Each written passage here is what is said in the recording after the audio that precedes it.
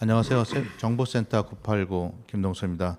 정보센터 989 세종 공론은 세종의 주요 이슈를 출연자가 브리핑하고 각자의 관점을 기준으로 의견을 좁혀보는 공동체 공론의 장이 되고자 합니다. 오늘 첫 번째 브리핑 이세종 경제의 권우주 본부장님 함께하셨습니다. 안녕하세요. 네, 안녕하세요. 이세종 경제의 권호주 기자입니다. 네, 오늘 어떤 소식 가지고 오셨습니까? 오늘은 지난 21일 오후 세종시 이제 세종동 인근에서 그 항나라대교에서 투신한 그 젊은 20대에 대해서 말씀을 드려 나왔습니다. 우리 21일 날 오후 세종시 항나라대교에서 실종한 20대는 또 투신으로 밝혀졌는데 그때 당시 우리 이제 인근에 있는 119 소방대나 또 해병대 전후에 그다음에 여러 단체들이 한 150명이 참여해서 시체를 찾느냐고 사실 고생을 많이 했습니다. 그거에 따라서 우리 세종시가 또 어떤 위급한 일이 발생했을 때 우리 구조대원의 봉사단체가 일심해서 나선다는 것에 대해서 상당히 높이 평가하고 있습니다. 그래서 그 실종자가 사흘 만에 25일 그 불특교 산림박물관 들어가는 그 입구에 불특교가 있습니다. 공주 쪽으로 조금 내려와서 25일 월요일 16시경에 시신을 찾았습니다. 그래서 유족들은 사흘 만에 찾아서 또 뭐 안도의 한숨도 쉬고 또 어제 통화를 했는데 그 119 구급대원들이나 아니면 그 봉사자들한테 진심으로 감사드린다고 하면서 어제 장례까지 마쳤다고 전화가 또 왔습니다. 그러면은 이 사건 같은 경우에는 지금 폭우와는 관계가 재난 상황하고는 관계는 없는 거죠, 이거는? 관계는 없다고 보이죠. 예. 그럼 어떤 관점에서 이거 뉴스가 중요하다고 생각하셨습니까? 저는 일단은 실종자가 추락을 하면서 네. 이제 봉사단체들이 활동하는 거에 대해서 이제 특히 이제 119 소방대원 그다음에 이제 해병대 전우회가 많이 참석을 했잖아요. 예. 참여를 해서 또 구조를 하는데 지난 22일경 20일이죠, 20일 그 경북 예천에서 네. 집중호우하고 삼사태가 이제 발생되면서 실종된 사람들이 발생했죠. 예, 예, 그때 당시 해병대 장병들이 예. 수색에 나섰다가 급류에 휩싸이는 안타까운 사연이 발생했습니다. 예. 그래서 그때 당시 이제 해병대 대원들 군인이죠. 네. 찾아 나서면서 어떤 뭐 구명조끼를 입지 않아서 또 다시 이제 그 시신으로 발견되는 그런 안타까운 사연이 있는데 그래서 우리가 구조에 나섰을 때 구조에서 군인이든 민간 단체든 구조를 나섰을 때 뭐 구명조끼를 꼭 입어야 된다. 그래서 구명조끼에 대해서 이야기를 하고 싶어 나왔습니다. 예. 그러니까 지금 재난하고는 꼭 연결되는 건 아니지만 우리가 자원봉사라든지 재난에 대해서 군안을 할 경우에 그 사람들도 안전 조치를 충분히 하고 해야 된다. 그래서 다른 지역에 비해서 세종은 자원봉사라든지 119도 안전 조치를 잘 한 과정에서 군안을 수색 작업을 잘 했다. 뭐 그런 예, 측면입니까? 그렇습니다. 네. 왜냐하면 우리가 이제 요번 같이 폭우가 많이 와서 네. 뭐 시민 단체나 뭐 해병대 전후에 일군 대원들이 물 속에 들어가는 걸 때만 안전조끼를 구명조끼를 입고 들어가는데 그 외적으로 수색을 하거나 봉사하는 사람들이 그 대부분 뭐 시신이 떠내려 뭐 물가 쪽으로도 걸릴 수가 있잖아요. 예, 그러다 예. 보니까 그 안전조끼를 안 입고 만약에 물가에 가까이 갔다가 미끄러지는 사고가 발생할 수도 있고 또 집안이 또 물을 먹어서 약하다 보니까 집안이 무너지는 경우가 생깁니다. 그러면 예측할 수 없는 위험이 도사리고 있는데 그렇죠. 우리는 인지하지 못하는 경우가 그렇죠. 많죠. 그 예. 대부분 이번에도 수색하는 거 이렇게 장면을 보니까 구명조끼를 안 입은 분들이 상당히 많다. 네. 그래서 어떤 재난이 발생하고 물가에서 물 바깥에서 봉사하시는 분들이나 어떤 구조 작업을 하시는 분들도 꼭 구명조끼 또 안전장비를 착용하고 일단 안전이 최우선이다. 네. 그거를 좀 강조하고 싶습니다. 옆에 우리 김독성 박사님 같이 이번에 자리하고 계신데요. 네. 예, 이렇게 소개도 못 드렸네요. 아니 괜찮습니다. 뭐 우리 애청자 여러분이 다 아실 겁니다. 저 김동섭입니다. 예, 반갑습니다. 네. 어떻게 보세요? 이게 군인 그 구조 과정에서의 발생하는 이 자원봉사자들의 활동들 이런 분들에 대해서 안전재택, 이게 특히 지금 재난이 여러 군데서 발생하고 있고 구조 작업이라든지 후속 작업들이 이루어지고 있는데 어떻게 보시나요? 네, 이번 뭐 폭우로 인해서 그 실종자 수색 때문에 지난번 그 예천군의 쪽에서 우리 젊은 우리 해병 대원이 희생되는 안타까운 일이 있었죠. 네. 근데 이번에 또 우리 지역 세종에서도 실종자 수색에 이제 해병 전회라고 하는 뭐 그런 그 군인 출신들의 단체 동호인 모임이 있는데 거기에서 이제 재난 구조를 많이 합니다. 평상시도 네, 하죠. 예, 많이 합니다. 특전사 출신하고 해병대 출신이 군에 재직할 당시에 특수 훈련들을 많이 받기 때문에 일반 시민들보다는 훨씬 더 재난 구조나 그런 대응에 상당히 더 진일보한 능력을 받아서 지역 사회에 많은 역할을 하고 있습니다. 그런데 좀 전에 우리 권호주 기자가 말씀이 있었습니다마는 구조를 하러 간 사람이 안전한 상태에서 구조를 해야 제대로 된 구조를 할 수가 있습니다. 그렇죠. 내 스스로가 불안정한 상태가 된다고 하면은 구조자를 구조할 수 있는 전념할 수가 없습니다. 그렇기 때문에 좀 전에 권호주 기자가 취재한 그 내용에 근거해서 말씀드린다고 하면은 기본적으로 구조하러 간 구조대원들 또 구조봉사자들의 안전장치가 어느 정도 확보가 돼야 나머지 이 구조를 요하는 대상들한테 충실할 수가 있다. 그리고 혹시나 구조하러 가신 분들이 위험에 빠질 때의 그런 안전장치가 확보가 될 수 있다고 말씀드릴 수가 있습니다. 우리가 자원활동가들, 자원봉사로 그 구조 작업을 하시는 분들은 전부 다 개인 장비를 구축하고 계신 것 같아요. 맞습니다. 예, 근데 이럴 때도 국가나 그 지방 정부에서 최소한의 그 안전 장비들이 좀 보급돼야 될 필요성은 좀 있을 것 같아요. 이런 부분들이 이제 정치적인 부분이나 지방 자치단체에서 좀 준비해야 될 일들 아닌가 이런 생각이 좀 됩니다. 지금 맞습니다. 지금 저희가 이번에 재난 그 폭우로 인해서 어떤 재난 상황이 봤을 때 여러 군데 다녀보면 실질적으로 안전모를 착용한다든지 뭐 어차피 뭐 안전화는 아니지만 뭐 장화를 신는 분들도 있고 뭐 운동화를 신는 분도 있으니까 불편하니까요. 물이 좀 많이 차고 하니까 하는 경우는 있는데 사실 안전모 쓰시는 분들은 거의 안 계시더라고요. 어떤 데는 나무를 톱으로 베기 되고 돌도 날리고 공사 현장만 안전모 메고 그렇죠. 예. 또 날씨도 덥고 또 그렇지만 최소한 우리가 지킬 수 있는 안전 수칙이나 이런 것들 더 지켜서 어떤 추후에 발생될 수 있는 사고를 미연에 방지해야지. 이번에 경북 예천 사건처럼 지금 전국이 이슈가 됐잖아요. 뭐 구명조끼를 왜 안 입혔냐, 뭐 유가족들도 그거 가지고서 이제 문제가 되는데 실질적으로 아까 우리 김동석 교수님이 말씀하시듯이 미리 안전을 조치를 자기가 착용을 하고 갔으면 사실 이렇게 전국 이슈가 되지 않고 사실 훌륭한 분들이 이렇게 자원봉사를 하다가 뭐 이런 안타까운 일이 발생했다 이런 식으로 참 아름답게 보도도 되고 또 아름다운 사연들이 전해질 텐데 좀 안타깝습니다. 우리가 선진국이 되었잖아요. 선진국이 되었는데 그 정도의 안전 군안에 필요한 장비들은 좀 지방자치단체에서 좀 갖출 필요가 있을 것 같아요. 제가 말씀드릴게요. 좀 전에 우리 권 기자님 말씀하신 아름다운 희생이라는 건 없습니다. 그러니까는 일단은 그렇게 안전장비를 제대로 착용했다면은 그런 희생은 없었을 거라고 생각이 되고요. 혹여나 좀 희생이나 좀 불미스러운 일이 생긴다 하더라도 최소한의 피해가 담보되지 않나 그런 생각이 들고요.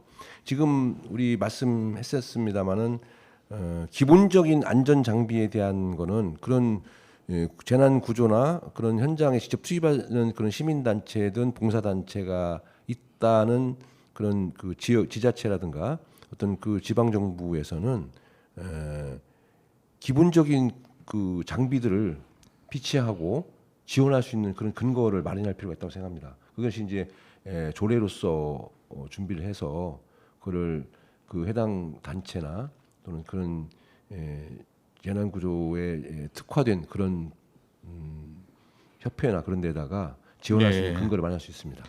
혹시 권호주 본부장님 그 충북지사 어떻게 되는지 좀 얘기 좀 들으셨나요? 글쎄 저는 그 김영환 지사님 말씀하시는 건데 사실 그것도 어떤 매뉴얼에 따라서 자기들이 움직였다고 지금 하고 있는데 예. 설마 하니 궁평 지하 차도에서 예. 이런 일이 발생할 거라 짐작도 아마 못했을 겁니다. 그래서 재난은 원래 짐작이 안 되죠. 안 되죠. 네, 그러다 재난을 보니까 전해지는. 자기들이 판단한 거 충청 북도에서 판단한 어떤 상황들에 따라서 자기들 매뉴얼대로 움직였다고 하는데 그 다음에 가서 문제 같아요. 뭐 늦게 갔던 아니면 조치 좀 덜했던 간에 예. 진실성 있게 반성을 하고 어떤 사건이 터진 것도 중요하지만 그 진심으로 이후에 다가가서 아 저희가 이래서 늦어서 죄송합니다. 사실은 저희들이 열심히 좀 더 노력을 했어야 되는 데는 그런 반성할 수 있는 지자체당이라면 또 뭐 대통령도 마찬가지겠지만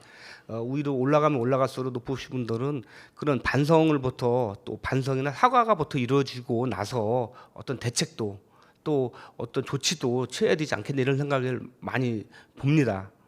그 이번에 그 행복청에서 그 보도 자료나 이런 거를 내는 걸 보면은 굉장히 발빠르게 그 대응을 하더라고요. 네. 본인들 책임은 없다고 예.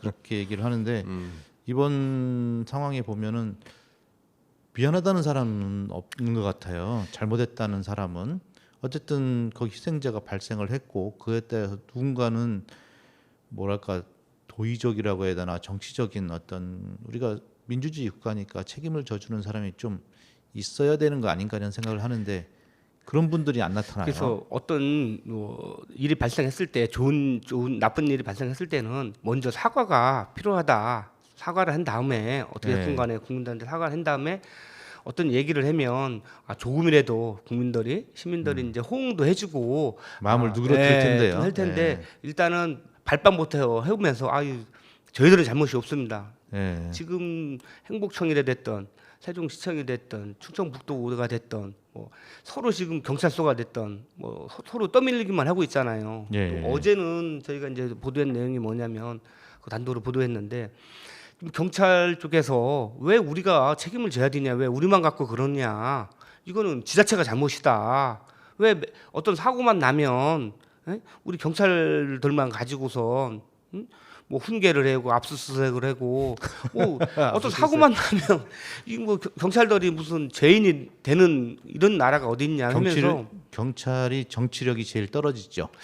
뭐 그런 것도 있고 뭐 상하 하복 이런 게 또 상명하복. 상명하복이 잘 되고 상명하복은 검찰이 최고인데 뭐 일단은 검찰은 어떤 재난에 구설수에 오르진 않지 않아요. 그러다 보니까 수사를 해야 되니까. 그래서 경찰이 구설수에 많이 오르는데 그런 문화도 우리가 조금 변해야 되지 않느냐 이런 생각이 듭니다. 그래서 어제 이제 저희 기사에는 이런 게 뭐냐면 경찰들이 지금 서명을 받고 있어요. 경찰들이 왜 살고 싶다. 왜 우리 한 팀만 무슨 재난이 발생하면 우리가 팀만 했냐? 지자체가 잘못한 거다. 근데 원래 그 재난에 대한 대응은 지자체별로 대응을 하도록 되어 있잖아요. 그렇죠. 거기 예. 재난본부라든지 이게 상위 체계로 해서 행안부 이렇게 되어 있는데 어떻게 보세요, 김 박사님? 네, 할 말이 참 많습니다. 너무 좀 공격적으로 하지 마시고 네네.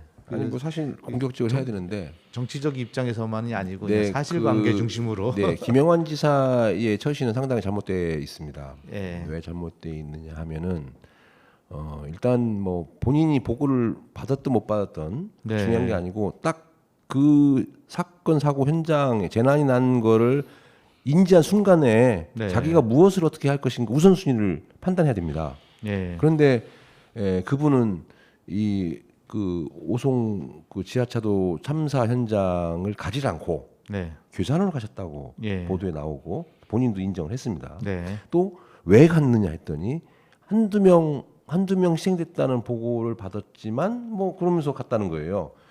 아주 이 위기에 대한 그 대응 능력이 상당히 떨어진다. 왜 교산을 갔는지는 모르겠습니다만은 왜 그러냐? 한 사람의 시민, 한 사람의 도민이라도, 한 사람의 국민이라도 희생당했다든가 희생당할 여지가 보이면은 즉각적인 조치를 하고 그에 대해서 반응을 해야 되는데 일단은 청주에서 관사에서 교산까지 이동 거리가 꽤 걸리지 않겠습니까? 그 사이에 현장을 더 빠르고 지시하는 게 더 빠르죠. 그런 부분도 상당히 안타깝고요. 그다음에 좀 전에 권 기자 말씀했습니다만은 또 사실관계에 근거한 사과 당연히 본인이 잘못한 거는 잘못했다고 해야죠. 그리고 앞으로 나 그렇게 안 하겠다. 잘못을 떠나서 사람이 희생됐을 때 거기에 대한 애도라든지 그건 기본이고요. 예, 이런 예. 부분들에 대한 표현은 좀 어쨌든 한 지역의 그 리더로서 정치인으로서 어떤 앞으로 그 지역을 책임지고 비전을 갖고 어떻게 잘 사는 곳으로 만들고자 하는 그런 정치적 관점이 있는 거잖아요. 근데 이제 나쁜 상황이 됐을 때 뭔가 좀 국민들에게 어떤 위로가 될 수 있는 그런 중심적 마음의 어떤 중심에 이렇게 서야 되는 그런 거 아닌가 생각이 되네요. 네, 이게 뭐냐면 이게 지방 정부의 수장이지 않습니까? 예. 지방 정부의 수장이고 충북 도민들의 안녕과 평온을 위해서 평온한 생활을 유지를 위해서 노력해야 되는 그런 책무가 있어요. 도지사는. 예. 그런데도 불구하고 그랬다는 거 좀 애석하고요. 좀 전에 경찰 말씀을 하셨습니다. 물론 모든 사건 사고 현장에는 경찰, 소방이 가장 먼저 출동을 하고 가장 먼저 인지를 합니다. 신고를 119 아니면 112 하니까요. 나한테 어떤 위협이라든가 뭐 문제가 있다든가 어떤 문제를 발견했을 때는 가장 먼저 신고를 하고 연락을 하는 데가 119 아니면 112입니다. 그럼 결국은 경찰 아니면 소방한테 가게 돼 있어요. 그러면 경찰과 소방은 그거에 맞는 매뉴얼 또는 그거에 맞는 현장 상황에 따라서 대처를 하게끔 돼 있죠. 그런데 지금 현장의 그 현업부서의 인력들이 상당히 부족합니다. 경찰대 3교대를 하면서 상당히 어렵거든요. 그래서 한 파출소나 한 지구대에 근무하는 인원들이 이렇게 많지가 않습니다. 예. 다들 본서에 근무하려고 하고 다들 본청에 근무하려고 하고 왜? 그래야 빨리 승진하니까. 네. 그래서 아까 지금 우리 김성석 교수님 말씀하신 것처럼 이제 정치인들이나 이런 분들은 뭐 자기들이 뭐 회피하려고만 하는데 저는 이번에 그 세종시 그 항내로댁에서 투신한 사건을 놓고선 세종시가 어떻게 대응을 했는지에 대해서 사실을 칭찬을 좀 하고 싶습니다. 왜냐하면 우리 궁평차도니 뭐 재난이 발생하면 언론들이 정치인들 끌어다가 정치인들이 마치 아니면 어떤 한 기관 뭐 지자체 뭐 경찰 소방 조금 실수만 있으면 뭐 여론들이 그냥 여럿이 막 와장창 대들어서 마치 그냥 그 사람들이 작은 실수로 일어날 수 있는 일인데도 불구하고 이런 일이 발생했냐고 물어뜯기식으로 하는 거에 대해서는 사실 우리 그 지자체에서 뭘 잘했습니까 이번에?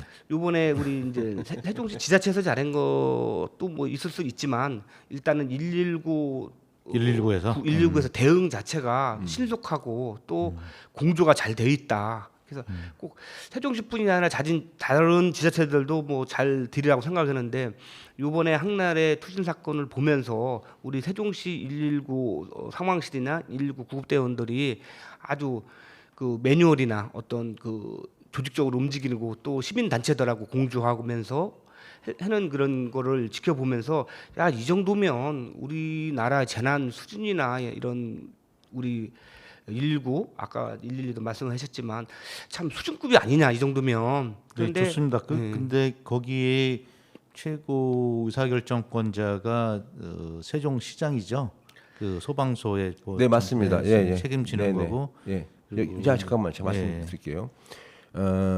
잘 알다시피 소방 관련돼서 말씀 나왔으니까 이 소방관들, 소방 공무원들은 얼마 전까지는 지방 공무원이었어요. 그러니까 소방 공무원들이 이원화되어 있었습니다. 소방청에 근무하신 분과 각 시도 소방 본부장 분들은 다 국가직이었고 나머지 이 소방 본부 그 밑에 근무하시는 분들은 지방직이었어요. 그러니까 행정공무원처럼 중앙공무원, 지방공무원. 그러나 문재인 정부에서 일원화시켰습니다. 국가직으로. 그래서 다 모든 분들이 다 이제 국가직화돼 있지만 그 지휘 감독은 관할 지방정부 수장, 즉 시도지사가 임명권과 그 예산 지원, 통할권을 갖고 있습니다. 처우라든지 그 신분 보장에 대한 부분들은 국가직으로 되어 있고 나머지 그 행위에 일하는 것들에 대해서 운용과 관련된 거, 인사 관련된 거. 예. 예. 시도지사가 갖고 있죠. 그래서 재미있는 게 이거 그러니까 하나. 권 네. 부장님은 그 최민호 시장이 잘했다는 거죠? 글쎄 저는 여기 이제 대응 항화를 보니까 최민호 시장은 안 나와 있고 이제 과장이 총괄을 해서 지휘를 했는데 그 소방서 이 매뉴얼들을 보니까 보고는 시간별로 다 했겠죠. 지금 최 아, 시장이 그렇겠죠. 요새 예, 이게 예, 예. 아니 잠깐 이것도 비상 근무하고 있다고 그러던데. 제가 말씀드릴게요. 예. 이 소방본부에는 상황실이 있어요. 상황실죠. 예. 360을 24시간 돌아간 상황실인데 상황실장이 과장급입니다. 네. 일선 소방서장급이에요. 그래서 소방서 과장급으로 보면 돼요. 네. 그래서 저는 뭘 잘했냐면 빨리 이제 우리 지역을 잘 아니까 투신이 됐어. 그러면 어느 지점에 시간이 어느 정도 흐르면 자기들의 매뉴얼이 있을 거 아닙니까? 어느 지점에 캠프를 차려서 어떻게 상황실을 만들어서 전 국민 아니 어떤 분들이 와도 지금 어떻게 진행되고 있고 어떤 분들이 어떻게 와 있고 실시간으로 계속 체크해서 그걸 오픈해서 보여주는 겁니다. 그러면 누가 와서 뭐 물어보거나 살펴보는 게 아니라 해병 전후회가 지금 보트 2대에 뭐 드론을 몇 대 띄워서 어느 쪽에 어떻게 수색해 있고 또 뭐 자율방재단은 몇 명이 어떻게 투입돼서 어떤 걸 가지고 어디에 수습하게 돼 있고 또 그런 상황들이 일목전후하게 다 볼 수 있는 시스템을 딱딱 갖춰지니까 사실 누가 와서 봤을 때 현장에 와서 봤을 때 야 이 정도면 잘해는 거 있지 않느냐 그러면 제보들도 오면 탁탁 받아서 제보자 누구 이름까지 예, 해갖고 그런 것도 참 잘 돼 있다. 우리가 지휘 감독이라고 하는 것들은 사실상 내가 현장에서 이걸 맞는지 분석을 내가 답을 내고 이런 것보다는 선출직이 뭘 알겠어요, 사실은. 그렇죠. 그것보다는 그 담당자 전문가가 그렇게 일을 하도록 그리고 주요 의사결정에서의 판단력 뭐 이런 정도라고 생각해요. 근데 제가 듣기로는 지금 최근에 이제 다른 행사장에도 가보면은 최민호 시장님이 거의 나타나질 않아요. 이 상황에 대해서 비상근무를 하고 계시다고 그러더라고요. 그러니까 좀 축하하는 행사나 이런 데는 안 가시고 재난 현장에서 이렇게 좀 하신다는 얘기들을 많이 하더라고요. 그 점에 대해서 하나 또 제가 하나 좀 어제 있었던 얘기입니다. 들었는데요. 어제 세종시 그 단체에 대해서 수해 복구 정화 활동을 한 모양입니다. 어제 그래서 한 300여 분 정도 모여서 했던 것 같은데 그 자리에 아마 최민호 시장께서 참석을 하셨던 모양입니다. 공무원이라든가 기타 등등 단체장 왔겠죠. 그런데 보통 어떤 사람이 많이 모이면 인사말이 길고 소개 시간도 길고 막 그렇지 않습니까?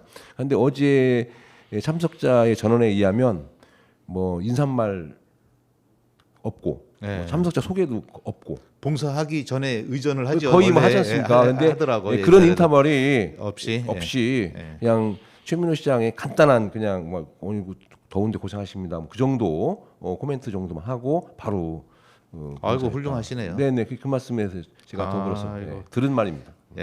전언을 잘 해주셨습니다. 근데 한 가지 더 얘기해야 되나 말아야 되나 그런데 저는 좀 고민이 되더라고요. 이렇게 재난 상황일 때 우리가 만들어진 행사들이 있잖아요. 이걸 100% 다 취소를 해야 되는 건지 아니면 우리가 지난번에 그 아너소사이어티 초청 행사를 했는데 거기서 식사를 했나 봐요. 최민호 시장께서. 근데 얼마나 화려한 식사인지는 모르겠지만은 그거에 대해서 비판 여론이 굉장히 높았어요. 전국 이슈화도 되고. 전국이 됐습니다. 그게 정말 나쁜 건지 어느 정도까지는 허락되는 건지 이게 참 우리가 그 공론의 장에서 그런 이야기들을 좀 나눠야 하는 거 아닐까 하는 생각들을 또 해봤어요. 네네. 그분들도 그렇다고 해서 지금 계속 폭우가 쏟아지는 상황이 아니고 현장에서 하고 있는데 큰 틀에서 벗어나지 않는 그 재난 활동에서 그리고 또 시청 안에서 행사를 했어요. 그래서 그 재난 상황에 대응할 수 있는 충분한 조건은 되지 않았나는 생각도 들더라고요. 그래서 어디까지 해야 되는지 한번 제가 생각에는 이렇습니다. 이제 뉴스 세종 충청에서 이제 처음에 방송을 했는데 사실 그 상황을 최민호 시장이 이런 상황을 지금 재난 사고를 잘 파악을 하고 있고 또 지금 행사가 어떤 행사인지를 잘 파악을 하고 있어서 거기에 맞게끔 행사에 축소할 건 축소하고 또 간단하게 할 수 있는 것들은 또 보듬어서 해야 된다. 그래서 우리가 재난이 닥쳤다고 해서 밥을 안 먹을 수가 없잖아요. 그렇죠. 또 예.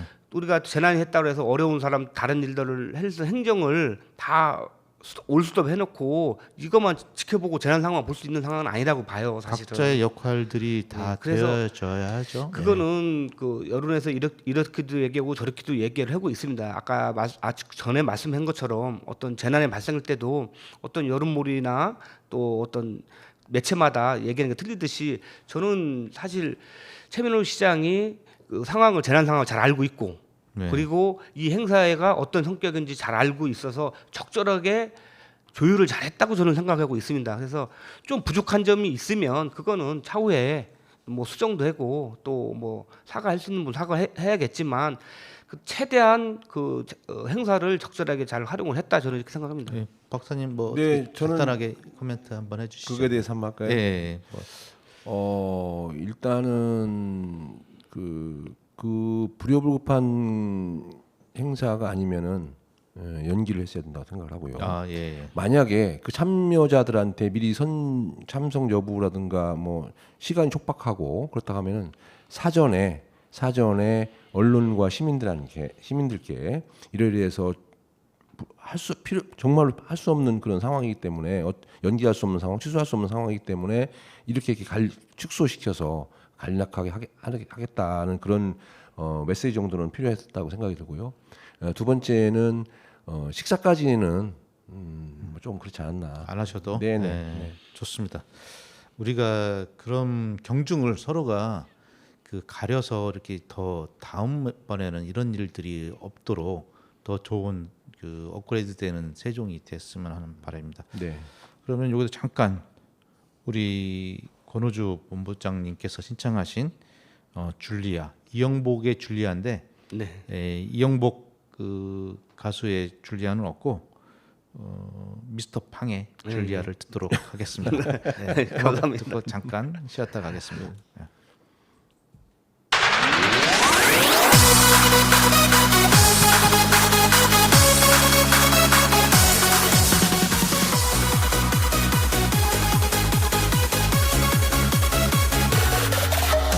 나의 모든 것을 빼앗아 가버린 여인아 나의 모든 것을 앗아가버린 여인아 마지막 남은 나의 웃음마저도 송두리째 앗아가버린 여인아 너를 알고부터 슬픔을 시작했고 사랑을 하면서 이별을 기다렸지 돌아서는 너의 모습을 바라보면서 안타까운 밤에 내가 운다 줄리아. 네, 다음은 우리 김동석 박사님과 지역의 정가 이야기 듣도록 해보겠습니다. 박사님 오늘 뭐 준비하고 오셨나요? 네. 지난주에 잠깐 언급이 있었습니다. 우리 국회 세종의사당 예. 추진에 관련 건이었는데요. 그 당시 지난주에 말씀드렸던 것 중에 하나가 이제 운영자문위원회가 이제 구성이 됐는데 네. 계속 무산이 됐다. 네. 그래서 언제 열리냐고 제가 알아봤더니 제가 그 당시 강준일 의원님하고 통화를 해봤는데요. 지난주 금요일인가 열린다고 했었습니다. 21일. 예. 네네네. 21일. 예, 그런데 또 거기서 무산이 됐어요. 네. 그러니까 지금 저는 상당히 그 개탄스러운 것이 수도권을 중심으로 한 그 국회의원들이 별로 마음이 없는 겁니다. 그러니까 마음이 없죠. 예. 기본적으로. 예, 네. 대전 충청권, 대전 세종 충남을 그 충청권의 국회의원들 빼고는 다들 관심이 없고 마음이 없는 겁니다. 수도권 그럼요. 중심 사고가 갖고 있어요, 무조건. 예. 예, 우리 국회는 무조건 여의도에 있어야 된다. 예. 그런 생각들이 있어서 그런지 몰라도 그 국회 운영규칙 자문위원회가 있습니다. 예. 심사위를 하는 건데 그 별것도 아니에요. 그 국회 운영규칙이라는 게 있고 우리 각 시도의회에도 운영규칙이 있습니다. 어떻게 그 국회를 운영을 하고 어떻게 배정을 하고 하는 거에 대한 규칙이 있는데 그 조문을 가지고 이제 좀 자문해주는 그 운영위원회가 구성이 됐어요. 자문위원회가. 예, 예. 그런데 그 자문위원회의 이야기들이 다시 또 다른 이야기가 뭐 비효율성, 국회의원화 원점에서 다시 시작하는 이야기하는 거죠. 이게 원래 2028년도에 세종무사당이 개원하는 거가 목표거든요. 예. 그럼 이 상태로 가면은 28년 뭐 이제 내년 24년이니까 4년 만에 개원을 해야 된다는 얘기인데 그러면 난림공사가 될 거 아니겠습니까? 결국은 2030년 넘어서도 쉽지 않다. 이 상태로 가면은 이 모든 것들이 사실은 수도권 중심의 사고가 있고요. 그다음에 이 국회의원님들께서 본인들 편의대로만 하는 거예요. 당신네들이 다 서울에 집 갖고 있고 서울에서 여의도 출퇴근하는 게 가장 쉽기 때문에 그래서 그쪽으로만 자꾸 편협된 생각을 갖고 있는 것 같은데 아니 그렇게 비효율성을 따진다고 하면은 모든 정부 부처가 수천 명, 수만 명의 공무원들이 근무하고 있는 세종으로 국회의원들이 와서 300명이 와서 일하는 게 훨씬 더 효율적이지 수만 명이 여의도 300명이 있는 여의도를 왔다 갔다 하면서 거기를 바라보고 일을 해야 그게 더 효율적입니까? 완전 비효율적이죠. 저희도가 이제 그 7월 21일자 이제 속보로다가 세종시 의사당 규칙 제정 혹시나 했더니 역시나라고 해서 제목을 뽑아서 그때 이제 기사를 썼습니다. 근데 이제 그때 이제 저희가 이제 보면 지난 14일에 이어 21일 날 또 모였었죠. 그때도 또 불발이 됐습니다. 네. 그래서 이제 다음 달 뭐 16일이죠. 이제 8월 뭐 결산 국회에서 재심의를 하겠다. 뭐 이렇게 지금 얘기를 하고 있어요. 근데 이제 우리가 여기를 정확한 명칭이 뭐냐면 국회 운영 개선 소위원회라고 이렇게 명칭은 하고 있습니다. 지금 이제 위원장은 더불어민주당 우리 세종시당 위원장이신 이제 홍성국 국회의원이 지금 위원장을 맡고 있는데요. 아까 우리 김동섭 우리 교수님 말씀하신 것처럼 저희들 사실은 동감하는 부분이 너무 많습니다. 국회의사당은 그 세종이나 충청권, 대전 우리 충청권에서 관심을 갖고 있지 수도권 일부에서는 사실 좋아하지 않는 거로 저희들도 이렇게 지금 전해지고 있는데 우리 충청권에서만 뭐 열심히 하는 것보다 지금 수도권에 있는 국회의원들이나 뭐 국회의장님이라든지 대통령이라든지 이런 분들을 더 설득해야 되지 않겠느냐.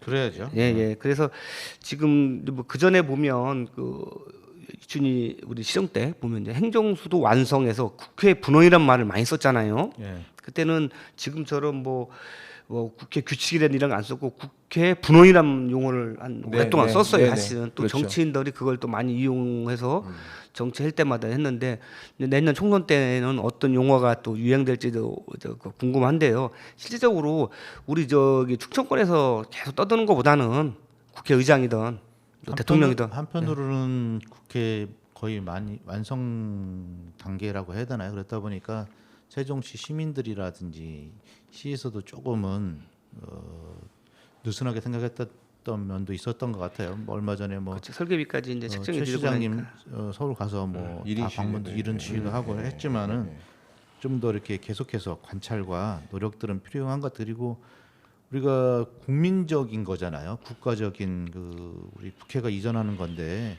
많은 사람들에게 세종 시민들도 다른 지역에 있는 국회의원들한테 설득도 하고 시간들을 충분히 할 수 있는 노력들은 필요한 것 같아요. 그래서 제가 여기서 안타까운 좀 생각이 드는데요. 우리 최민호 시장님이나 전임 이춘희 시장님께서는 국회 경험이 없으세요. 아 그러시네요. 그래서 국회의 그 돌아가는 메커니즘을 잘 모르실 겁니다. 왜 그러냐? 머리로만 알고 계신 거죠? 그렇죠. 국회는 지금 여기서 딱 결의가 되잖아요. 소위원회에서 또 그러면 본 상임위원회가 있어요. 예. 거기서 부결하면 끝이에요. 그렇죠. 또 본 상임위에서 통과돼도 본 회의에서 무산되면 끝이에요. 단계별로 이렇게 노력을 해야 될 것들이 그렇죠. 많이 있죠. 근데 소위원회 통과됐으니까 뭐 할 일 다 했어. 천만에 만만에 콩떡이라고 마지막까지. 네, 끝까지. 네.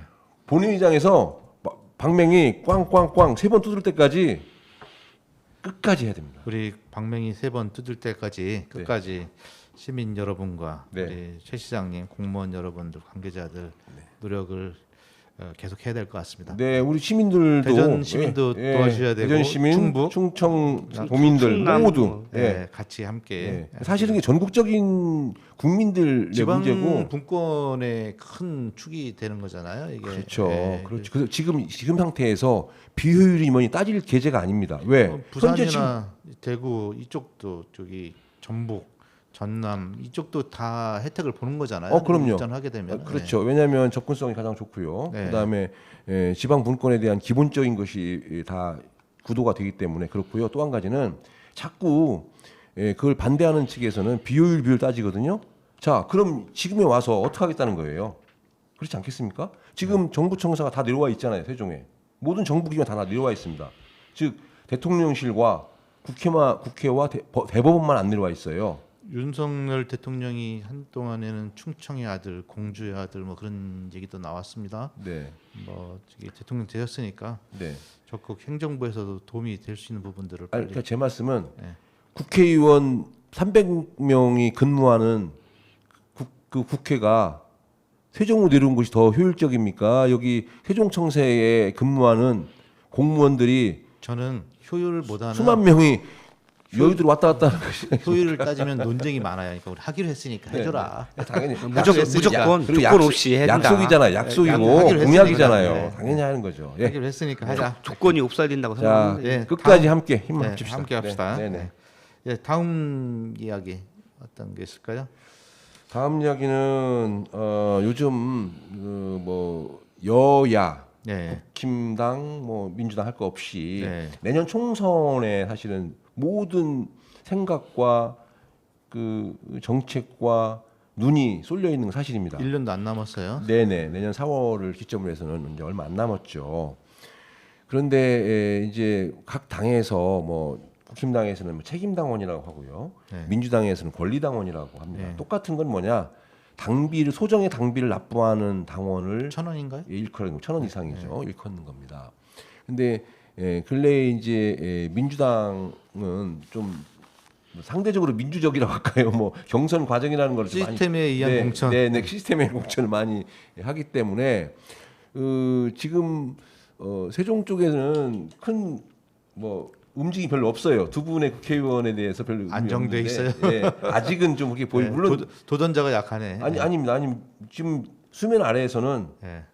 우리가 막 이렇게 하듯이 수면 아래에서는 상당히 움직이는 분이 몇 분 계세요. 예. 계신데 일단은 오픈이 안 돼 있으니까 여기서는 차치하고 일단 대전 쪽으로 일단 대전은 막 좀 예. 피 튀긴다고 할까요? 막 비슷비슷해요. 비슷한 사람들끼리 예. 경쟁이 붙었습니다. 네, 그 중에 이제 하나가 중구가 아주 뜨겁죠. 그냥 세게 붙고 있는 것 같아요.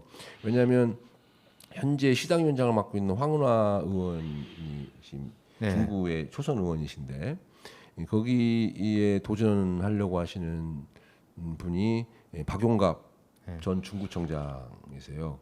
그분은 이제 3선 중구청장을 하시고 예.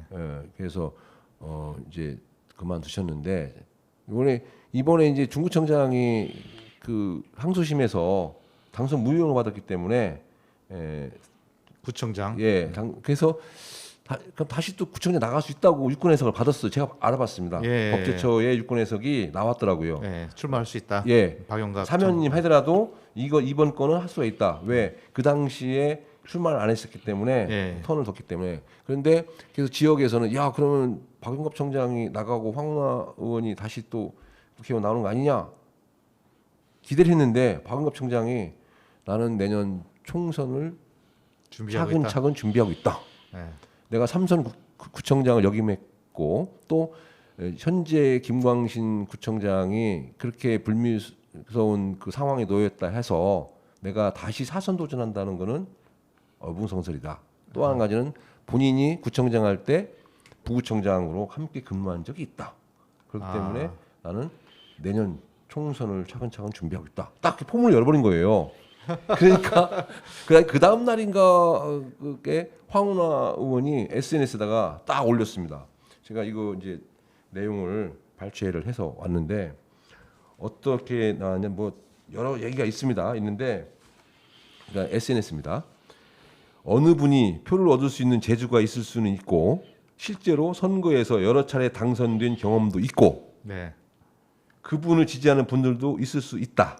인정하네. 그런 재주가 있다고 해서 국회의원도 할 수 있다는 착각에 빠진다면 그건 국회 제도와 주권자 국민에 대한 모독이다. 또한 대의제 민주주의에 대한 무지의 소치다고 썼어요. 말이 안 되는 소리 같은데. 아니 상당히 이게 제 말씀은 네. 그게 상당히 이게 그 대전 그 너는 안 돼 이거네 그냥. 너는 안 돼. 너는 감이 안 돼. 아니야. 너는 안 되는 것이 누군가는 모르겠습니다만은 네. 뭐 선거를 잘 하고 뭐 표를 좀 얻고 이렇게 그런 재주는 좀 있고 선거에 당선된 몇 번 당선된 거가 있는 것 같은데 국회는 달라. 뭐 그런 것 같고. 내가 나만 할 수 있는 거야. 국회의원은 뭐 급이 달라, 클래스가 달라, 뭐 그런 것 클래스가 같아요 달라. 느낌이.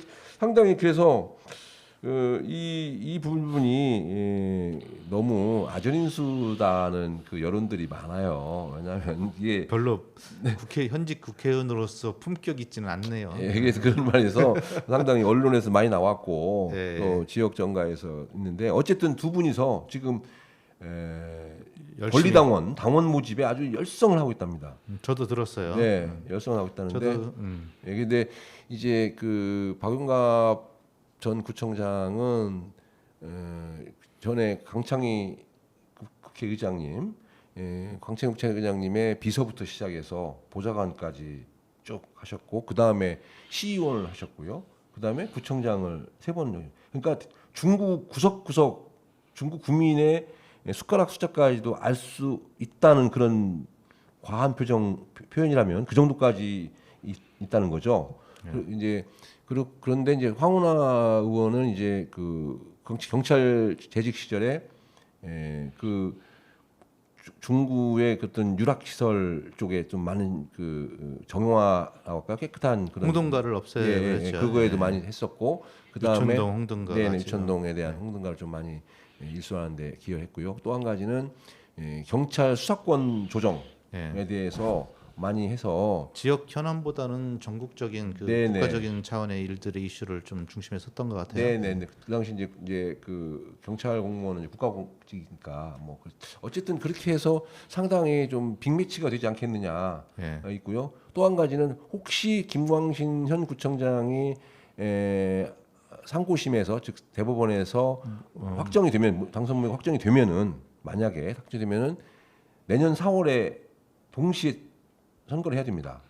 그러면은 이제 민주당 내 후보들이 합종 연행을 하겠죠. 네. 누가 그 박용갑 후보자와 줄을 서냐, 줄을 서냐가 아니고 이제 손을 잡느냐. 손을 잡느냐, 네. 그게 더 좋은 편이냐. 황운하 현 국회의원과 손을 잡느냐 누가 뭐 그게 그래서 하는데 일설에는 지금 황운하 의원 쪽에는 손 잡은 사람이 있고 박용갑 손안 잡아도 혼자서도 되는 것 같아요.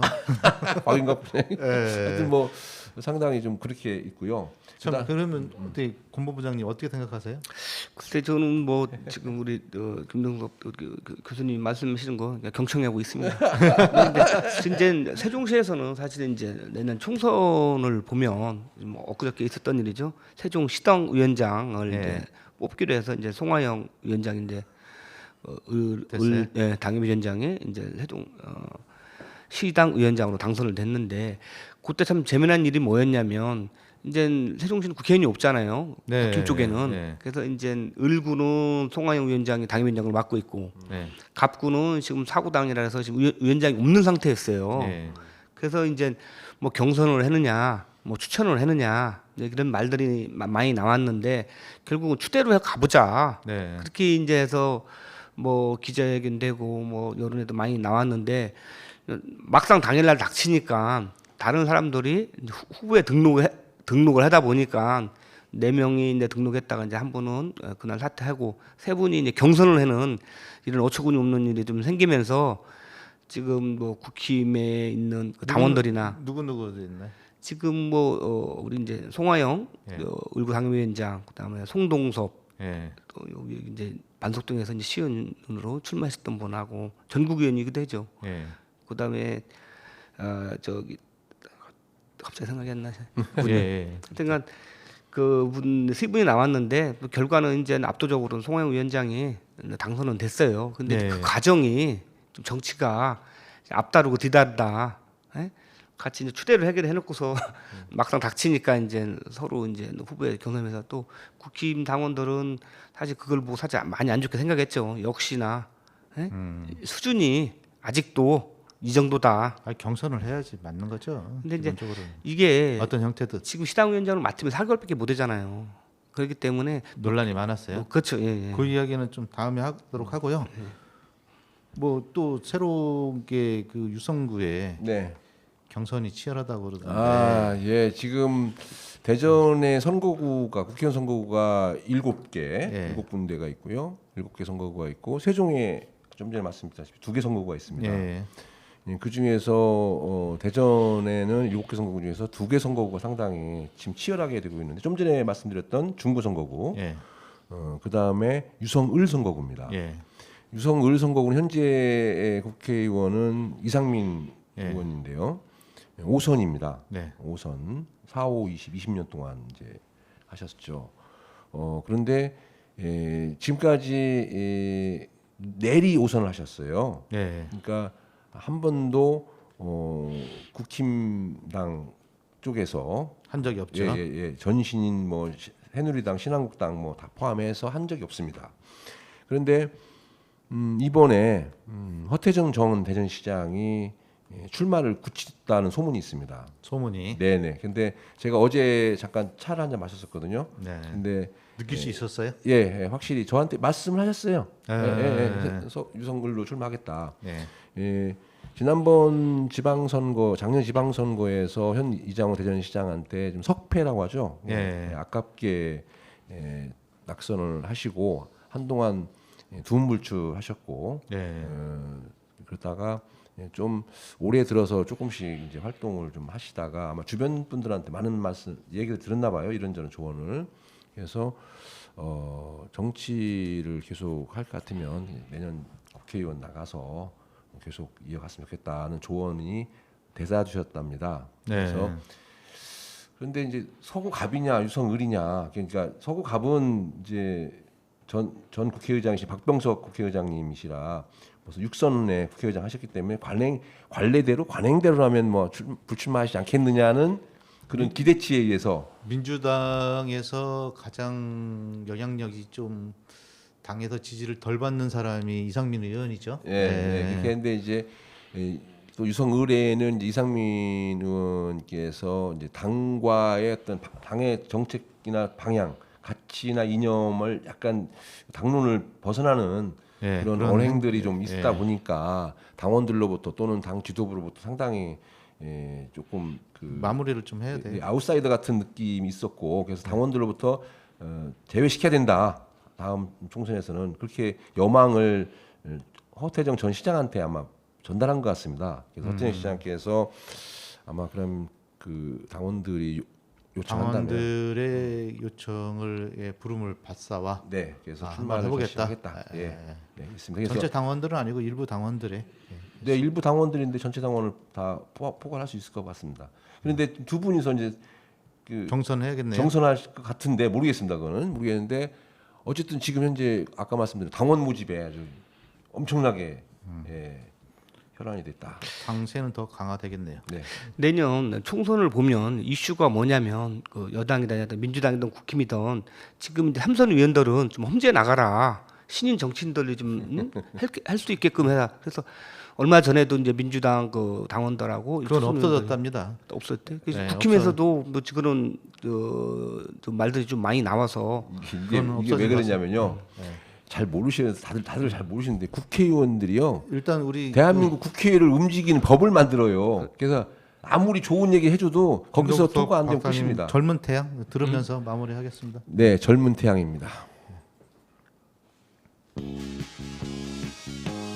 음악 너무 좋은 것 같아요. 아, 그렇죠. 요즘 네, 저 옛날에 우리 MT 많이 갈 때 이게 네, 학교에서 네. 이게 몇 가지 의미를 있는데요. 장마 끝에 태양을 띄우는 네. 그런 말끔한 기분. 그 다음에 세종시라고 하는 전국에서 모이는 이방인들이 많이 있는 세종시입니다. 이주민. 이 이주민들 뭐 그래서 그분들이 같이 함께 합심을 해서 세종시 의사당을 꼭 추진하자. 그래서 명지상부한 행정 수도를 만들자. 네, 좋습니다. 네, 그럼 함께 하겠습니다. 네. 네, 수고하셨습니다. 햇빛 쏟는 하늘 보며 웃자 웃자 외로움 떨쳐버리고 웃자 웃자 우리는 너나 없는 나그네 왜 서로를 사랑하지 않나 종소